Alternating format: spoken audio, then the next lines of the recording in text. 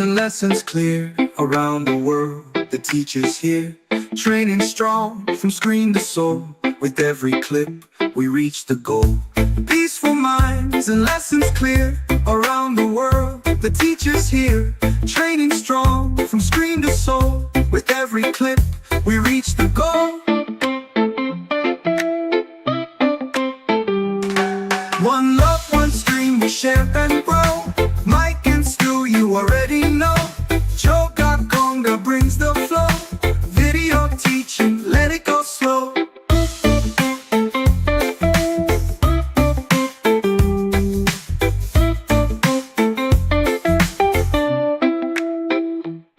One love, one stream, we share and grow. Mike and Stu, you already know. Jo Gakonga brings the flow. Video teaching, let it go slow.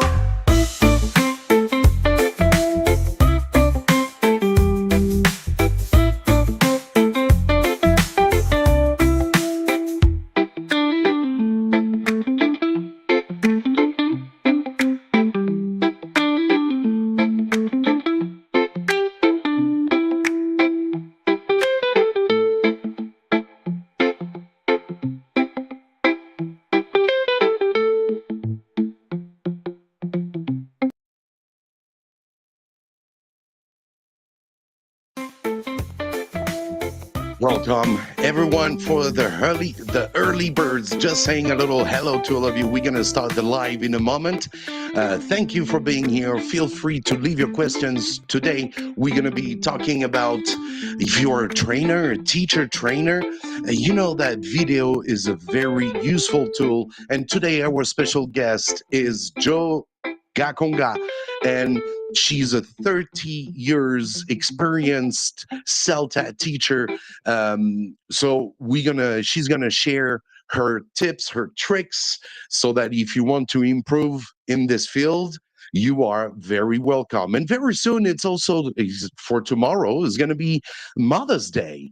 And I wish all the mother in this world, and I'm thinking of the mother who are having a tough time in the part of the world. I don't want to give names. We don't do that on the ESL live stream. No politics. We're a bunch of teachers, community, helping each other.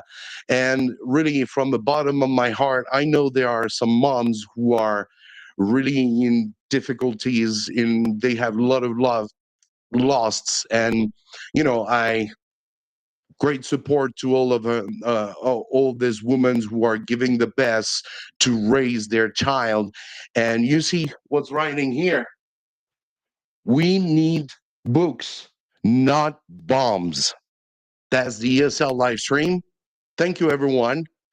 If you need help with your class for Mother's Day, maybe it's tomorrow, so maybe you're going to have class. I know that in China, many of you have class during this time. So if you're in a training center, so I get a little gift to you. You might seen that video already, but yeah, just sharing some stuff for you. Blended learning, a mix of classroom, activities like sandwich writings, and as well as good warm-ups that you can use in your class. I just leave you with that little video, and we're going to go live on the ESL live stream in a moment. Cheers, guys. Happy Mother's Day.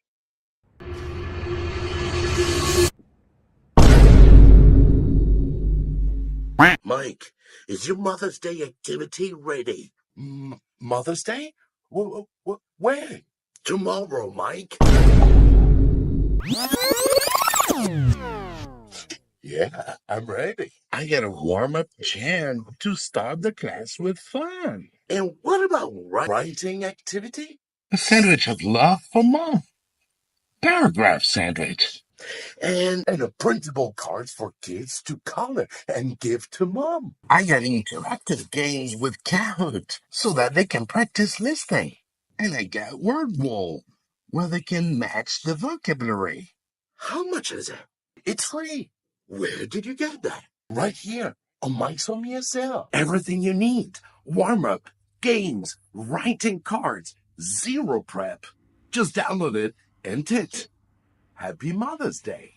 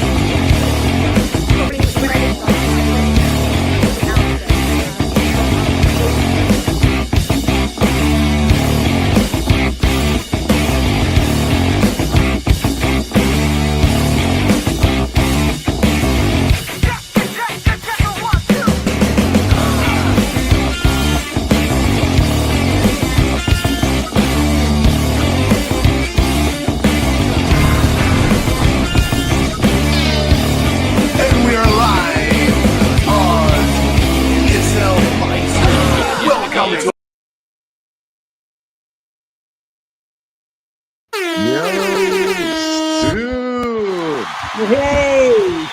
Wow. Hey, how's it going? Look at that. You're feeling good, huh? Haha! Someone is coming. Yeah. I just need a cocktail. Waiter, cocktail. Nice. I feel that, we are on the same spirit, right? That's the same spirit. Bitching, not teaching. Yeah, that's it. Beach vibes.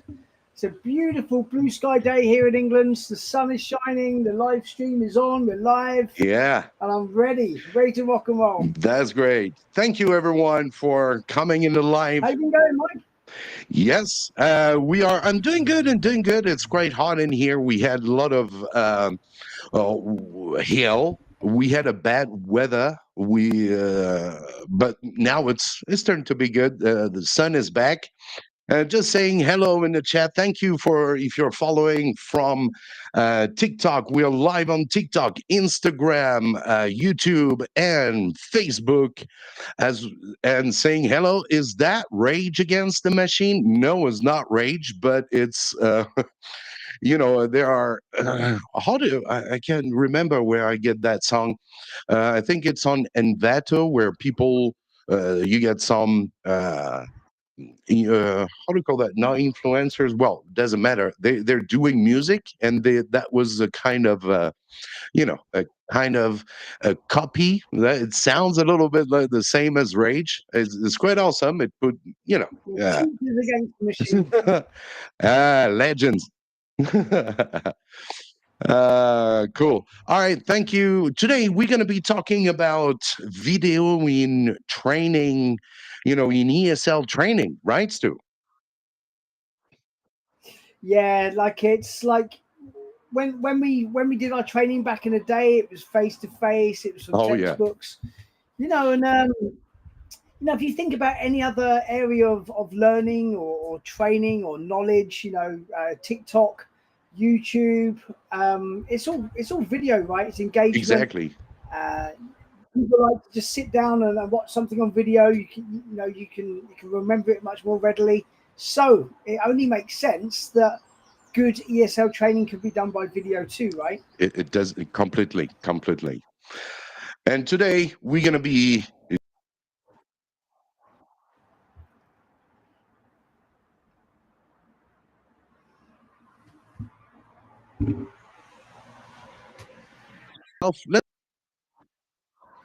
Absolutely, yeah. Let's get cracking. Here we goes. And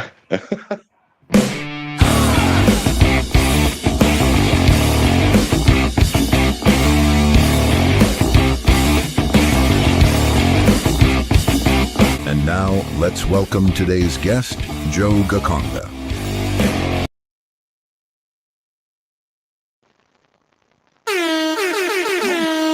Hey. The little horn. Very welcome. Thank you, Jo, for being here in the live. That's awesome. Thank you for your time. You're welcome. You're very welcome. How are you doing, Jo? Nice to feel so very welcome. Yes. Of course. Thank you very much. That's a great pleasure to have you with us, sharing your experience. When I contacted you, you say, yeah, no problem, Mike. Let's go do this. Very nice. Thank you so much again, Jo. That's awesome. It's great to be here with you. It's I'm very impressed with all the intro. It's very upbeat. It's great. Yeah, it changes a little bit. Yeah, so I'm originally from Birmingham, which the accent's pretty much gone now, but I can put it back if you want me to.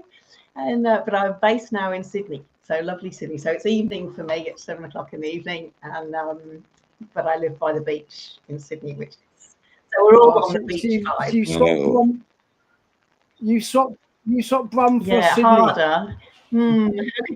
That's a hard choice to make. Great. Can you, Jo, quickly introduce a little bit yourself without saying too much, because we got questions coming in asking you about your experience in this field. But so, yeah, just feel free to introduce yourself like very quickly so everybody knows what you're doing, who you are. Thank you. So I'm Jo Gakonga, and I have a website at ELT-Training, and I've been doing that for about 13 years. Before that, I was an English teacher, travelled around the world a lot and worked in different places. Became CELTA trainer, wrote a course book, and then ended up, as I say, here. I worked as an MA tutor at Warwick, and then came here to Australia about 4 years ago. I went completely freelance at that point, so I've just been doing my website since then. And so I'm really excited about video. I like helping other people to make video, to learn to make video.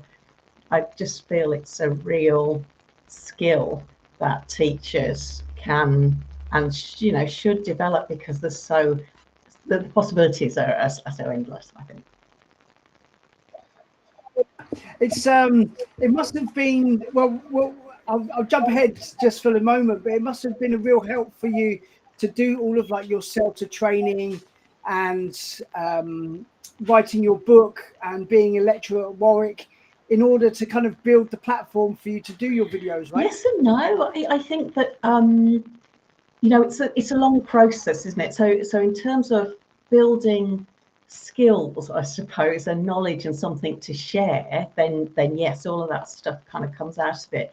But I think building a following and building a platform is a bit of a different skill, and a lot of it is just about perseverance. As you probably know yourself, I'm sure you guys have. How long have you been doing this? Oh, well, Mike started the channel. Mike, when did you start? When did you start the live stream channel?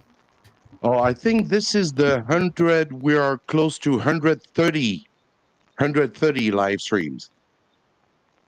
Wow. And that's every week? So, yeah. Yes, about this time, it was before it was on Sunday, but we're teachers. Sometimes the time doesn't fit for all with families and stuff. It's difficult on weekends. So it's usually on Saturday, 5, 6 p.m. Beijing time. And before it was on Sunday, 9 p.m. Beijing time. But the live will be, the replay of the live will be on Sunday, 9 p.m. Beijing time, for people who are always used to watch it pretty much on that time. Mm-hmm. Yeah. So as you say, it's consistent. Thank you. Very welcome. Yeah, you keep doing something long enough, then hopefully people notice. Yes, it's. So Jo, what? Yes, too. Let's go. Sorry, there's always a bit of a lag between China and the UK. For about 5 seconds, it can be a bit awkward sometimes. But yeah, Jo. So, what you run ELT-Training.com? What kind of inspired you to start things off? Well, I did an MA, so that's what started it, and I got interested in technology. And the main thing was that I was working as a CELTA trainer in a college, and what we found is that a lot of people would come to want to train to be English teachers, and very often English was their first language, but they didn't know what an article was, or a preposition, or what the present perfect was. And I think that's really normal, because like in lots of countries, you're taught, France or Germany or the Czech Republic, whatever, you're taught the grammar of your own language. But in England, we really aren't. A little bit now in primary school, but not that much. And I certainly wasn't taught it. So, you get all these people who are coming in and wanted to teach training, but didn't know how to explain the language to learners. So they could say, that's not right, and that's right, but they couldn't explain why. And so, and they didn't have the terminology. So I wanted to make a course that was, that would teach them grammar. Would teach grammar to English-speaking people. So people who already knew the language, they just didn't know there were names for the grammatical terminology. And I wanted to make this, I started making this, thinking about doing this, and I thought I wanted to do it live. Couldn't do it in the college where I was working because you couldn't get enough people in to do it. And then I thought, well, I'll do it online and do it live online. And that was funny, because I used it as my, for my dissertation. I used that as a research point for my dissertation. And I had this free grammar course. We'll go live every week. We'll do it. And I got 120 people signed up for this thing. It was free, 120 people signed up. How many people do you think came to class every week? Go on, guess. No idea. Yeah, maybe half. Wow. 4. 40. Wow. Maybe 5, 6. Just nobody. And how come? I don't know. And so at that point, see, before that, I was thinking the best way to learn is in a group, talking about things. I had a really sort of that idea of learning.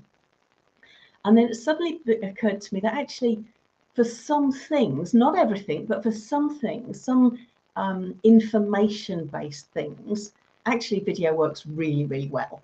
And so I started to make videos, and more people watched the videos than came to the live classes. So I thought, well, that's the way to go. And then I made a grammar course, and then over time I've made other courses as I've gone along. So that's kind of how it all started up. Yeah, I can really, that really resonates with me. When I started doing my own TESOL training, I didn't know any of the terms either.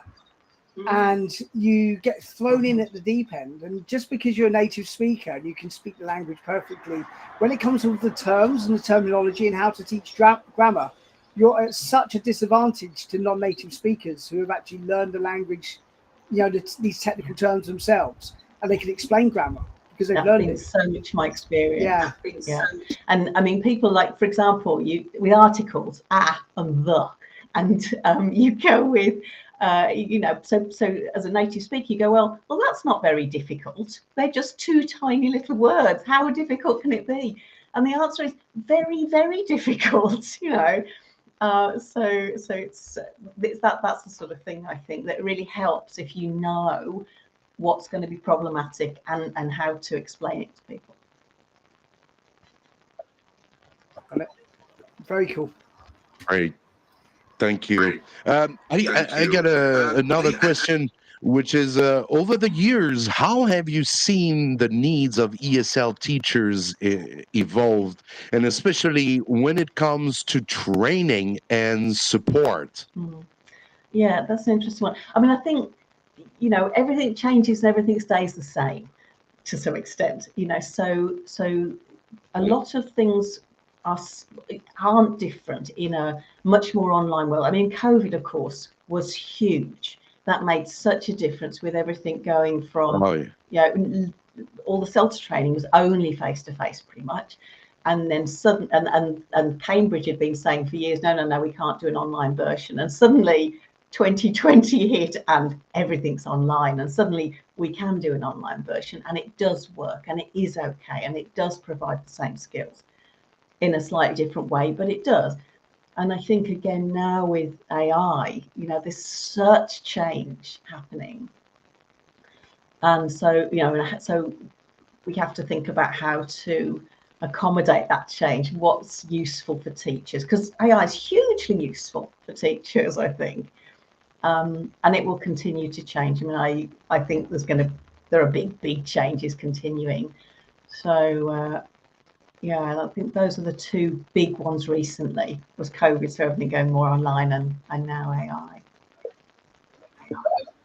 How did CELTA do it? Because before CELTA, one of the big things with CELTA is it had 6 hours of assessed teaching practice. How did they get around that? They still do it. They just do it online. So I think that was the initial issue. That's for so long it was, no, we can't do it online because of the teaching practice. And suddenly, they were forced into a situation of, well, it's going to die unless we do something about it.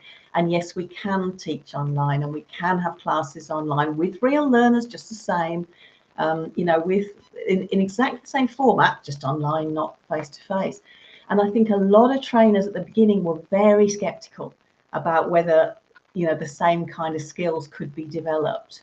But very soon, I think people realize, well, yes, they can. And it is a different environment. And there are some things that are a little bit different, but you're still having to give clear instructions and set up tasks and explain language and give practice. And, these things aren't different. Yeah, very, very cool. Mike? Still here?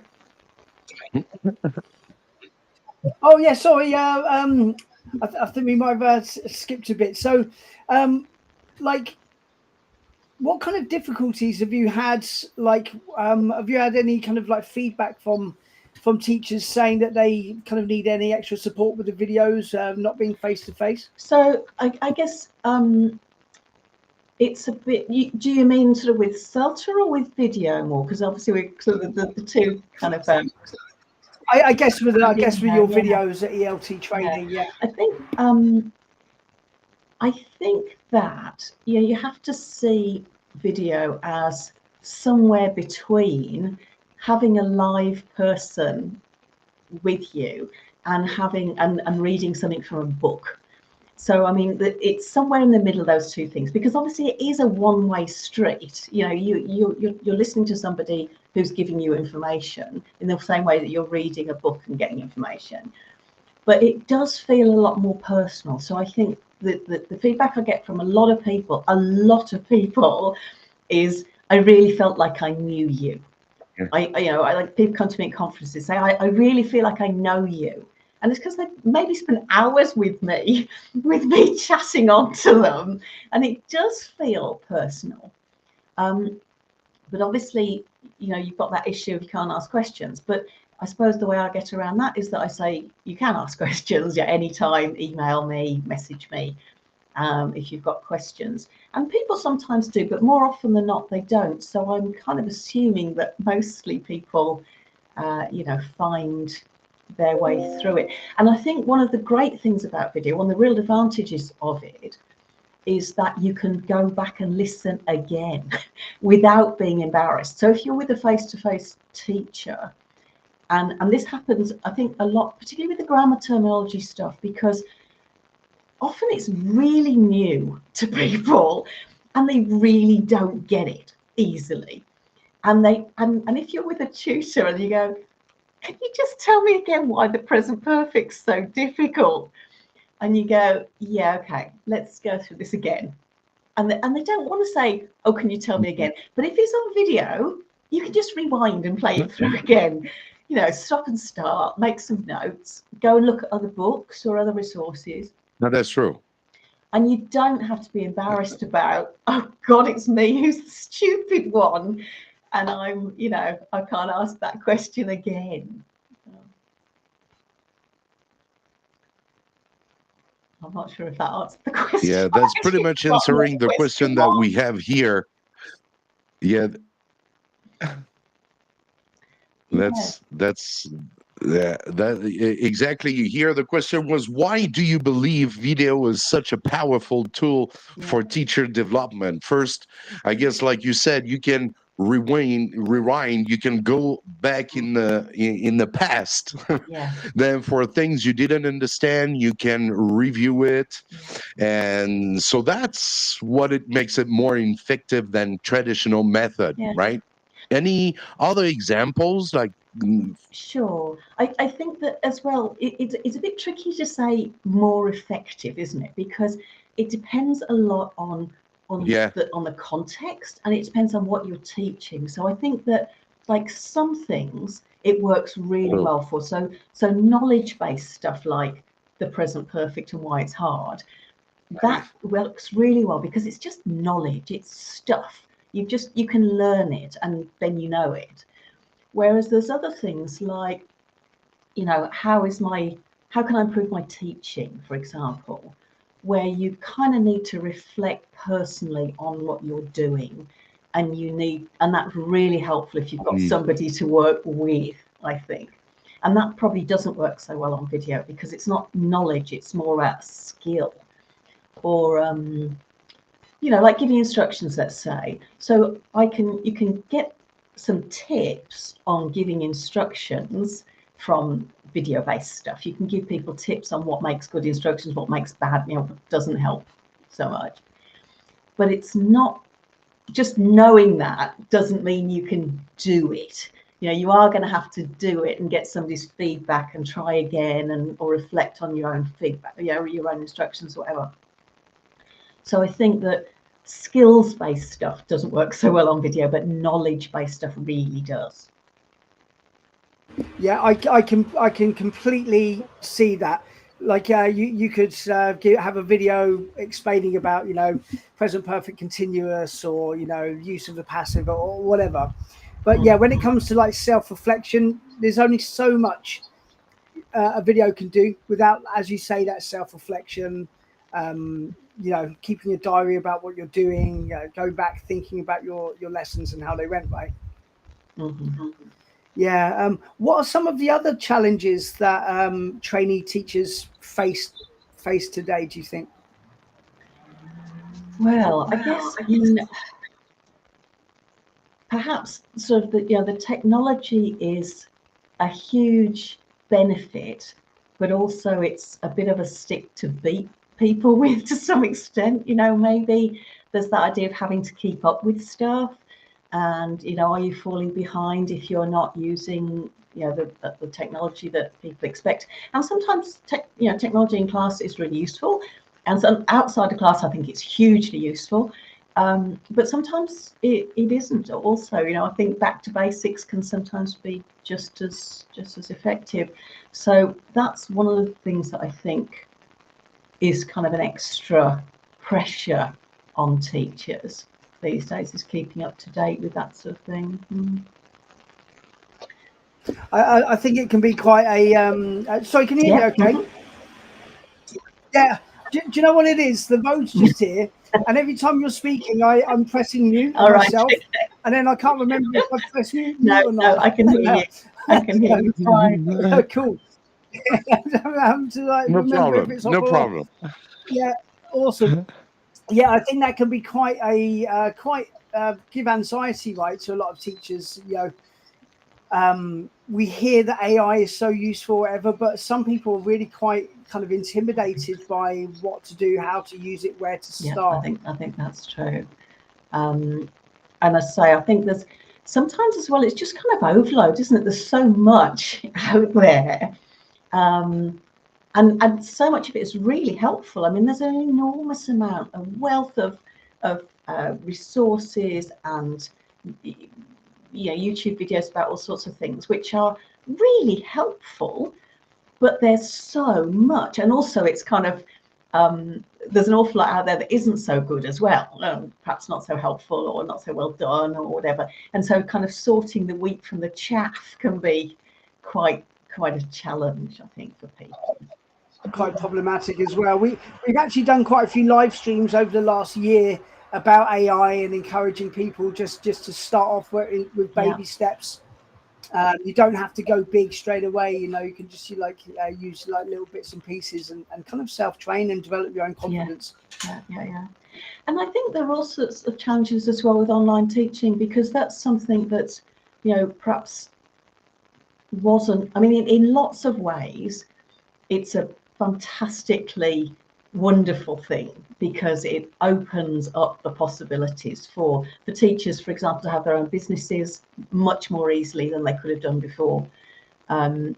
Teaching online, I mean, if you had to teach face to face in your hometown or whatever, you've got to hire a room, or you've got to, you know, that's money, that's a lot of expense to start off with, and you've got to find learners, and they've got to be local, and you know, there's a lot of restrictions there. Whereas if you want to start a business teaching online, the world is literally your oyster. So I think that's been a huge affordance for people. It's a huge opportunity, but also, again, it's sort of it's where do you start? How do you build a following? How do you get yourself out there on social media? How do you make sure that people notice you, and, you know, that you're not lost in the mass of people offering language classes, for example? I think it can be quite intimidating for teachers setting out as in the online space, because there's just so many people offering their services, different prices. You know, like it's a bit of a minefield, but it's an important one to navigate. Yeah. I just think there's a huge opportunity there that didn't exist before. And you know, yeah, exactly, absolutely. Yeah, talking about intimidation, we got that question here. Many teachers feel intimidated by the idea of being on camera, right? What advice would you give to teachers who want to start making videos but feel camera shy or unsure about the tech? yeah, I think that this really feeds into what we were just talking about. So yeah, that idea of being, Yes. starting your own business, or even if that's on the side, I work in a school, but I'm going to try and do a bit on the side. I'm going to make my own business as I've done. And I realized a few years ago that I could help people. So I've also got a course that helps people to develop this confidence and also editing skills and that sort of thing. But it's interesting that what I've noticed over the last 3 years that I've run this video creation for educators course is that I started off thinking that the problem that people would have, the kind of the stopping, the stumbling block, would be tech. I can't edit. I don't know how to film. I'm nervous about that sort of thing. And actually, although that is one of the problems, the biggest problem is just I'm nervous about being here on camera. I don't like what I look like. I feel shy. I feel embarrassed. I don't feel I've got the authority to say what I want to say. Who am I to put my head above the parapet? So I think that I think that's a major one, Joe. Actually, like you've really touched on something I haven't really thought about before, because I hate my voice. It's kind of husky. It's like kind of husky, and I just don't like my voice very much. I can't do anything about it. But there's something you touched on I hadn't thought about. It's like the who am I thing. I don't feel I am qualified enough or experienced enough. I don't know as much as the next person. I shouldn't be making this video. And people should never feel like that, because we all bring like very rich experience to the table that people can learn. I think there's a couple of interesting things there. The one is that, I don't like my voice. And I think that's a really, really common experience. People go, because actually the way that you hear your voice, because it's, resonating around your skull, is different. It is different. What you think you sound like is different to what you actually sound like. And so I think once you start hearing yourself recorded, you do start to go, oh my God, do I really sound like that? But actually what you have to keep in mind is that everybody else in your life, except for you, hears that other one. They hear the one that's recorded. That's your real voice, not the one that you hear in your head. The real one's the one you don't like. And everybody in your life, probably, or your family, or your friends, or your learners, have never said to you, God, I hate your voice. They've never said that because they don't think it. And, so I think that's really worth bearing in mind. And a lot of this is just mindset, is getting over it. So that's the one thing. And then the other thing is that idea of, again, mindset, getting over it. What do I have to say? And you sort of, every day you go into a classroom as a teacher and you don't feel like I haven't got anything to say to them. You've got something to say to them, and they like you and they respond to you, presumably. And in that position, in that small environment, you don't think you've got nothing to say. And there are hundreds of other teachers, thousands of other teachers out there, but you know that your learners like you. Well, that could be exactly the same in a bigger space. Other learners will like you. So I think that it's really an open market for people. And the other thing is that there's, if you get the really big people like, I don't know, English with Lucy, or Mema, who've got millions of followers on YouTube, and they run English classes and things. And I'm sure they're very, very successful.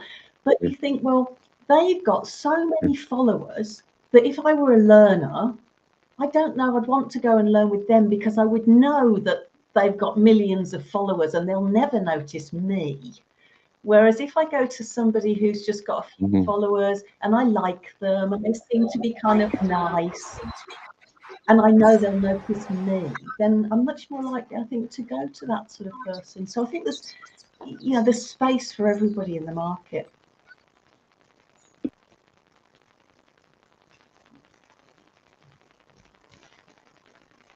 Oh, now you're muted. Okay, it's good now. Yeah. No, that's an amazing point, because all of these teachers, all of these channels that have like millions of followers or whatever, they're not going to be able to give the individual attention that people deserve. So that's totally right. By going with someone with, you know, a few hundred or whatever, you're actually going to get a really much better service. I think that's probably true. And I think what the beauty of video, I mean, what I see for this kind of purpose for video is that, so for online courses, they're much more personable than books, I think. So, I mean, it's not to say the books aren't useful, they are useful, but they've got a slightly different purpose. And, you know, you've got that sort of more personal feeling from an online course. And then from the point of view of like promoting yourself, I think that, you know, if you've just got an image of yourself and some text, that's okay. But if you've got a video of yourself, however slightly awkward or whatever it looks, people get a feeling of you. They get a real feeling of who you are and what you're like, much more so. Exactly. That's pretty much being self-confident. Be yourself, right? Yeah. Be yourself. Don't be that shy, because it's the same for me. You know, my problem with me is that I don't like to look at myself, to watch myself, you know, especially when you get the upper, you know, how does that, my front is going backward. So yeah, not much here coming up on my, you know. So, well, the thing is, we have to be confident. Do what you want to do. If you really want to go up there and show and you know, do online ESL training, just go for it. People are not here to look at you for, you're not selling makeups or you're not selling clothes. You are knowledge, and you're selling knowledge, and it's not about your appearance. And of course, we are old people, which makes it more real, right? Like, especially like this live as well, it's real because we have sometimes lagging, you know, it's not all, but it's real. We're here trying to help each other. And you know, starting this live stream, I was very shy at the beginning, of course, and people in the chat will make you feel good. You know, they will, that's the human relation in here, which is also nice, and support you, all the different viewers that come every weeks on the live stream. They say, yeah, let's go on, guys. They support us, even if it's 1, 2, or 3. It doesn't matter. Today it's 1, 2, or 3, but you know, they next time is going to be maybe 10 or 20, and that's not, you know, that's not a big deal. Do what you like, the way you like it, using your own experience, right? And if you don't like your voice, you don't like your appearance, it doesn't matter, because someone else is going to like it. So, I mean, the appearance thing, I think, again, yeah, for the first 4 years that I made That's video, pretty much it. And yes, so we're going to go. I'm sure I'm lagging because I can see when I finish to talk, you guys not saying anything. So, yeah. So, are you, yeah? So I think the thing about, you know, what your appearance is, it's the same as your voice, you know. Yes, let's go with the next question. In your opinion, what role can video play in peer support? It's always like this, Joe. Like me, there's like about a 6-second lag between me and the guest. It's perfect. So Joe, we are like synced, and Mike's like about in the Stone Age. Hey, Mike, what you're going to do. We've invented the car. But there is one other thing that, before we sort of leave that thing about the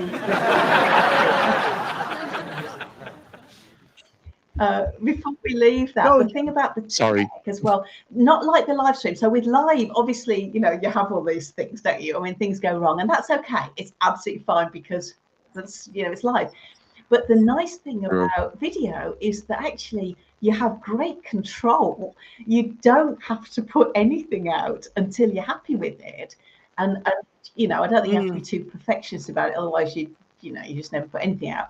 But you can, you know, so if you make a mistake like that, if you make a mistake and stumble, then you just stop and do it again, and then you edit it out in the you know, when you're editing the video, so you can really make yourself look the best version of yourself, the most eloquent, the most that's true, kind of smooth version of yourself that you can. You know what happens though, Joe? You get like about 5 minutes in and it's been really great, and then you mess something up. Do you want my top tip for this? Please, you want my top tip for this? And it's a completely brilliant thing. Is the first rule is do not switch the camera off. Don't do it. Just keep going. So you got it. You know, you're talking along for 5 minutes, and then you just keep very still, as still as you can. Keep silent for a couple of seconds, because then you'll see it on the timeline, and then just start again from where you made a mistake and keep going. And then when you in the editing process, you can just cut that bit out, and you'll see where to cut it out because it'll be silent. So that's absolutely the key. It's such a great trick, and it will change your life. I promise it'll change your life.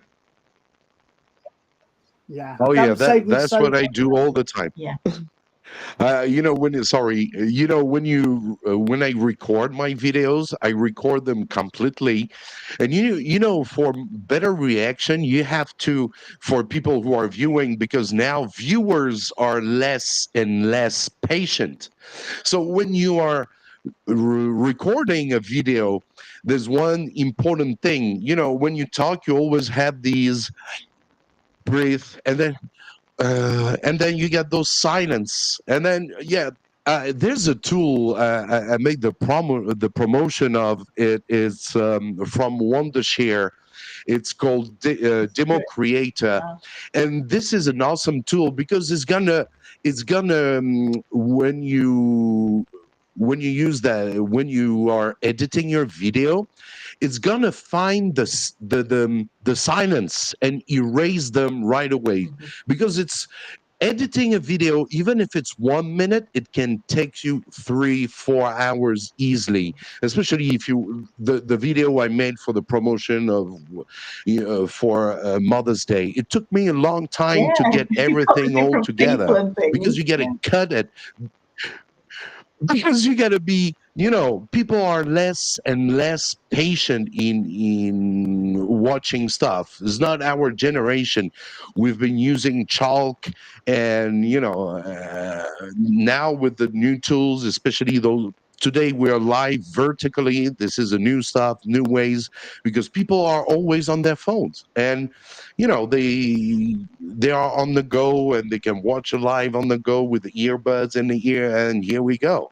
Well, it's convenient for sure, but people are less. I found they're less patient. Before doing YouTube videos, even if it's for training, it's pretty much the same. You got to attract the attention. You got to engage people. Before, when I was started YouTube, you had to introduce yourself, welcome, and all stuff. Today, no more. Is just go right away into the subject of what you're going to be doing, what you're going to be, what is the topic of the video. Introduce the topic right away, and then, hooks. That's what is very famous. The hooks on video editing is very important. So I think it's definitely changing, and faster than every day is changing. I mean, it's incredible. I think you're right about people's expectations. You know, what people are, you say, less patient. And I think That's the lagging. Expectations, because obviously more and more people are making video. People are seeing more and more really professional looking video on YouTube and TikTok and Instagram and everywhere else. And so that becomes the norm, and it's also very easy to do. I mean, it takes time, as you alluded to. You know, it's not generally a quick process, but it is very possible to do, you know, in your bedroom or whatever. So I think that's again something that's a real leveler. It's meant that anybody pretty much with a smartphone can produce pretty high quality video with very little tools and very little expense. It is true. You don't need. No, that's it. We had a guest a couple of months ago. She is an expert in. She does her own podcast, and she was saying that basically you can just start. A phone. Just a phone. You don't need anything else. It's so good today. You don't need all of this expensive equipment and microphones. You know, microphones can come later, but again, they're quite cheap these days. So you can just start off with a phone and something that you're passionate about and talk about it and share it. And actually that brings on the sharing thing brings us on to the next question about like community and professional learning networks and environments and like kind of peer support.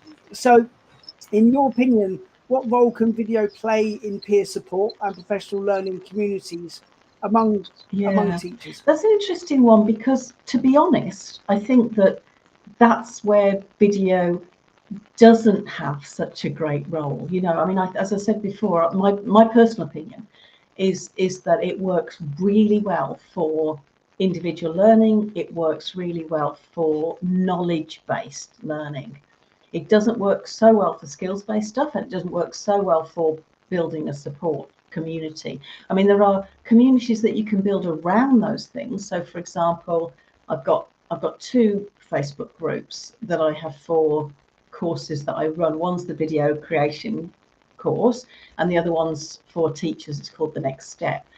And within that, within both of those things, I suppose, there's input through video that people have on a regular basis, but then there's also a Facebook group where people can interact and see each other's, in the video case, see each other's videos that they make and comment on them and give feedback to each other and help each other.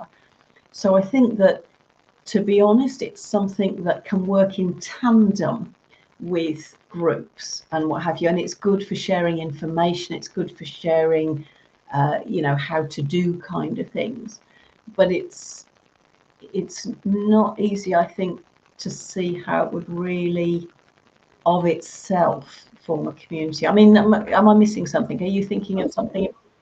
No. It's like I'm just thinking about it. Let's say me and you were talking and we were like, networking.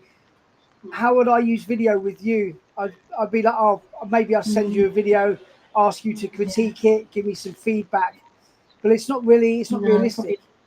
You know, it would be more like a live chat, right? But working in tandem, like you say, that's really practical. There are some things. I mean, there's things like, I don't know if you've come across something called cooperative development. It's essentially a situation where you have the opportunity to talk to somebody without them giving you advice or saying, oh yes, I did it like that too. And if you and that works actually really well with email, and I think you could probably do the same thing with video. So, for example, if you and I have a some sort of critical friend kind of relationship, and I have my classes, and after my class I just record for you a little video. That's quite easy for me. It's quite stress-free for me. I just record. I say, oh God, I had a horrible day today. The class went really badly because there was this and this and this, and I didn't know. And I keep talking, right, until I, have talked it out for myself. So perhaps I then send you the video, 5 minutes of me talking, let's say, and then you can listen to that and maybe, send me a little video back, so it doesn't have to be in real time, which that potentially, I suppose, has quite a lot of potential, because it means you've sort of added convenience to the thing. It's like, we don't have to go, oh, we'll meet up tomorrow on Tuesdays. Every Tuesday we'll meet up at 5 o'clock or whatever. And then you go, oh, well, this Tuesday I can't do it, or next, it's just when you've got time, you can send me some, what you think, or what you will have in your lesson, or whatever, But I think having to articulate what you feel about your lessons to somebody helps. I think it's accountability, I suppose, isn't it? And we talked before about, absolutely mentioned before, about writing a journal, which I've never managed to do in my entire teaching career, because I just couldn't. I can see it's useful, and I can see how it would be useful for some people, but it just wouldn't. It's not my thing, But I can see how I'm just going to send you a little reflection on what my lesson was like every week. That could work. Yeah. Yeah. Yeah, well, I'm a TESOL trainer myself, Jo, and I always advocate self-reflection. Attempting to keep a diary, reflective diary. I'm not saying it's a bad thing at all. I just couldn't do it. I think though, Jo, you've been teaching for 30 years. You reflected, I'm sure, internally a lot. There's not such a need for you to write it down, although I'm sure it'd still be beneficial. But as a new teacher, within the first or second year, it's definitely, essential. I think it's really helpful. And the other thing is, with writing it down, is that you can see the patterns. If you look back, you can see patterns a lot more than if you just think about it. And the other thing in terms of reflection, and I suppose this is sort of not necessarily video, but certainly recording yourself, is that my PhD was all about developing mentoring skills. That was all about, when people were having feedback conversations, recording them, because what you think you said is very often not at all what you said. And I think and it's the same within the classroom. So if you can record even a short amount of your class time, 15 minutes or something of your class time, it's very interesting to go back and actually listen to how much you talked and they didn't, for example, So I think that, again, those sort of recording techniques, it doesn't have to be video, it could just be audio, are very helpful for reflection. So evidence-based reflection. Brilliant. Yeah, fantastic. Mike? We got a question. Do you have some tools that you usually use that you would recommend to teachers for the ones who are getting started with video content creation? Yeah. Any tools or platform recommendation? That's the easiest tool. That's really all you need is a smartphone. Really, I have now over there a camera, but I've really only bought a DSLR camera in the last 6 months. I think I bought it. I always use my iPhone to record everything. So, most of the, in fact, all of the courses on my site were recorded with an iPhone. And I think that, and also you've got to remember that, to be honest, the quality of the camera on an iPhone is really good. And two, most people, as you said, are going to be watching it on a small screen. So the difference in quality that you get between a proper camera and even just a webcam is, you're not going to notice it when you're on a small screen. Yeah, to be honest, I've got a really fancy a camera, and it confuses me. I don't know which function to which, really, and I've just sent just using the phone and dust. So I think in terms of equipment, really that's all you need. I use CapCut to edit my videos, and I teach people how to use that. It used to be free. It's not free anymore, but it's very powerful and pretty simple to learn. Before that, I used Camtasia for a long time, and that's a great program too. But as I say, I'm kind of I've been converted to CapCut. I do really like it. So that's really all you need. You can use that on your phone. in fact, you could just use very simple. If you've got a Mac or whatever, you can use iMovie. Or even Canva. Canva's great for putting simple videos together. Oh yeah. So there's all sorts of things that are thumbnails, free, or at least very low cost, very affordable, and you can make stuff. Exactly. Yeah. CapCut also has something very useful, because when you are training, when you are recording this video, you need that teleprompter. So on CapCut you have this too. So you keep. Yeah. I've got another You don't teleprompter forget app that I use actually. I don't use the one on. Yes. I use this one. It's called CapCut. I think it's just called teleprompter for video, but it's really good. And what I really like about that, and I think the CapCut one doesn't do this, is it's got voice recognition scrolling. Does CapCut have that or not?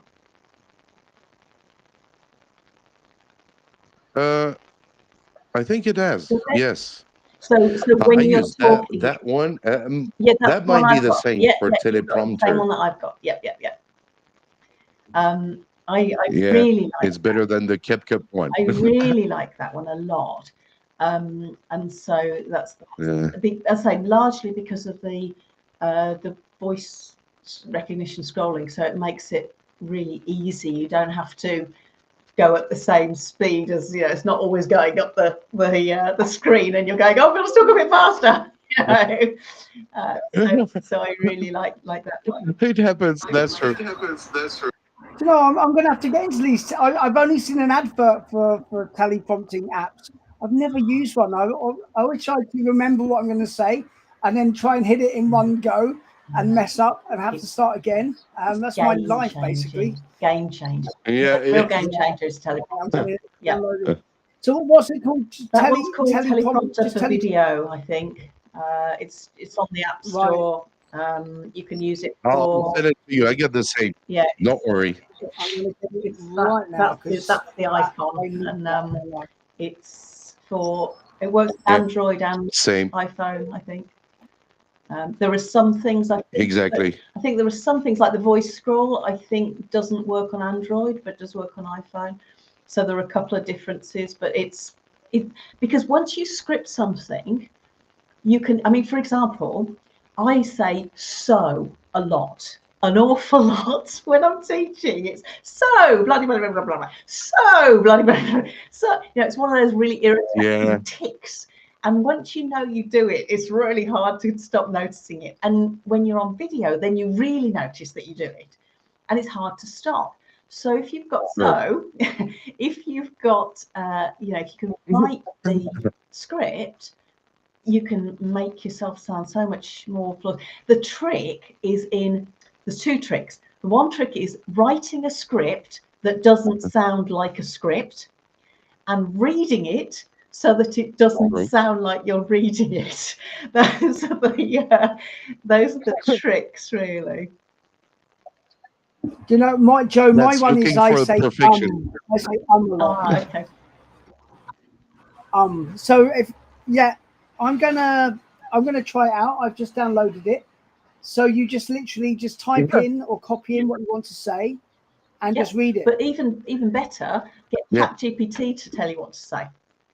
Say, I want a video script for blah, blah, blah. It will give it to you, and you can say, well, actually, that doesn't sound like me. And you can upload for it some example video scripts so that it knows what you sound like, and it can make it sound more like you. And then you can obviously tweak it yourself. And then that app will also, I use Dropbox.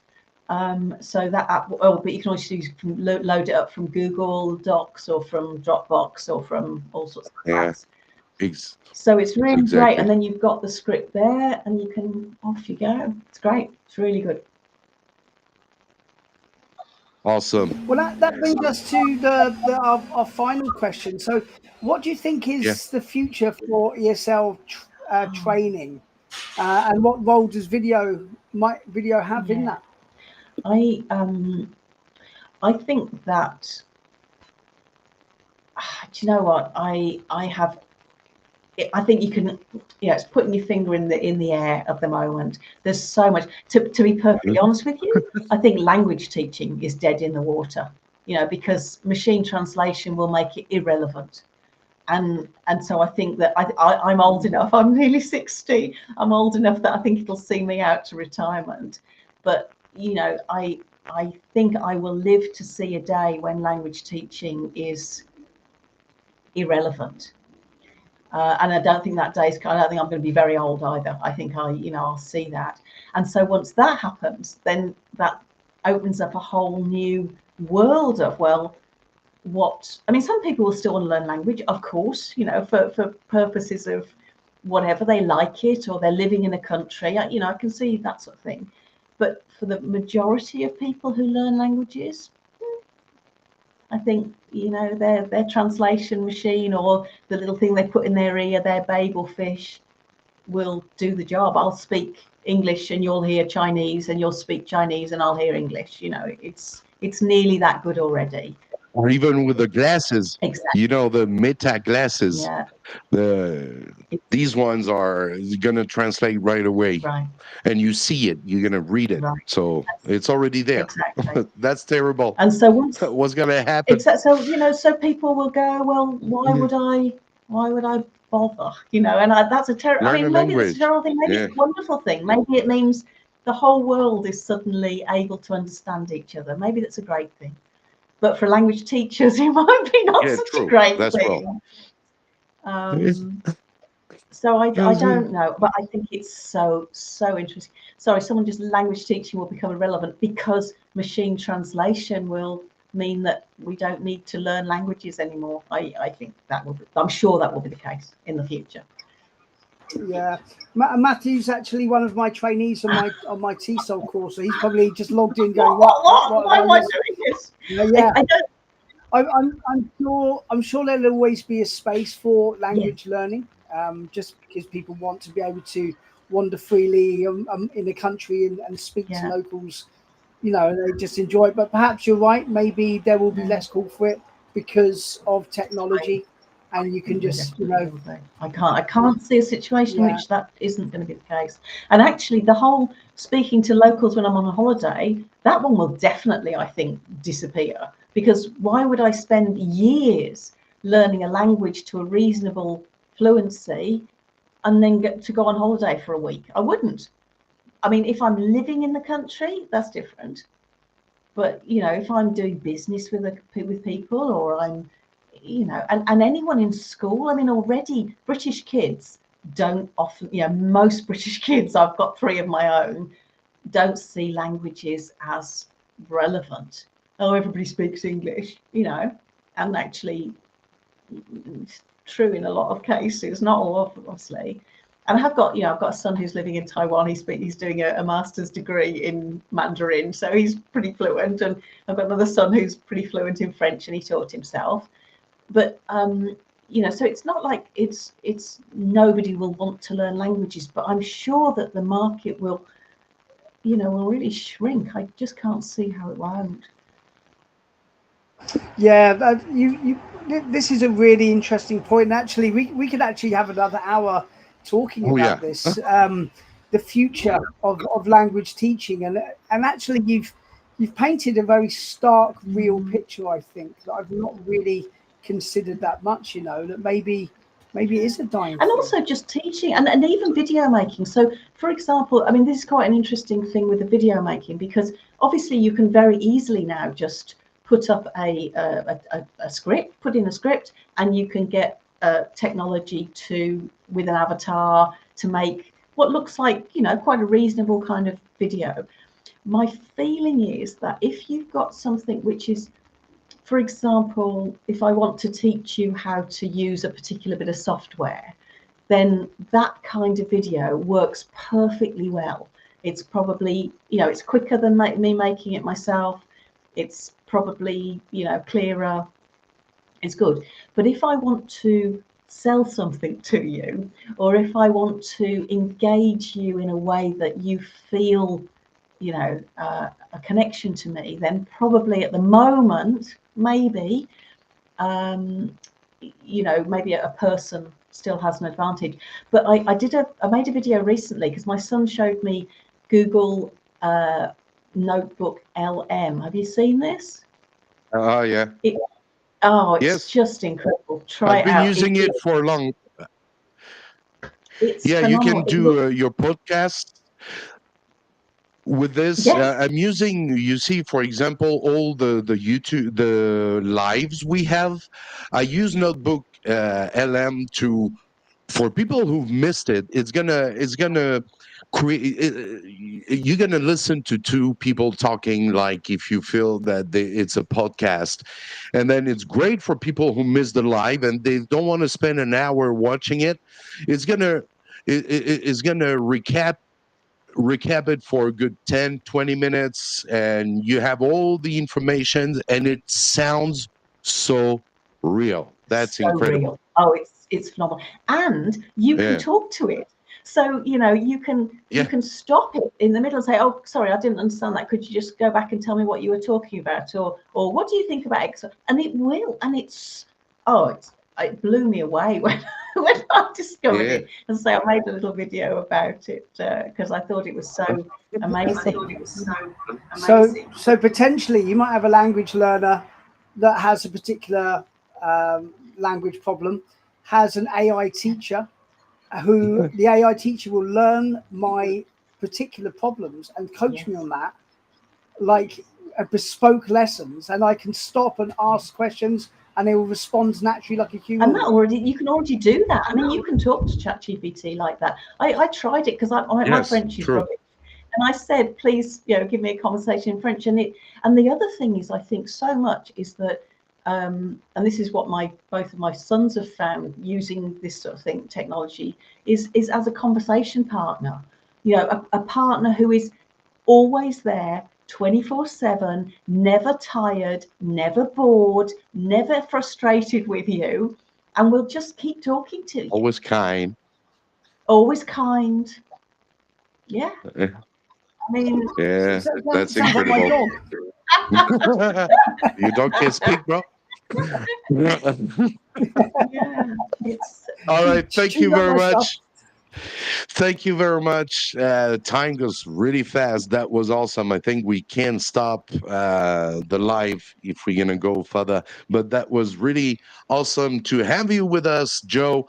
It was a real pleasure. Feel free to follow Jo on her. She's got this is your website, right? That's my website. I send out a newsletter every week. If you can sign up for that on the website too. And I've got a course on there, lots of free material on there for teachers and for trainees and for video makers. So yeah, check it out. And you can also find Jo on LinkedIn, right? Yep, I'm on LinkedIn, I'm on Facebook, I'm on Instagram, I'm all over the shop. Not really, I am on TikTok, but I don't really do anything on TikTok. I've kind of given up on that one for now. Yeah, me too. I'm trying to work it out. I'm trying to find a good space between people like doing silly stuff with cats. And yeah, it's never easy, huh? Hard to find a way in. Yeah. Thank you, Jo. Hope to see you soon in the live stream.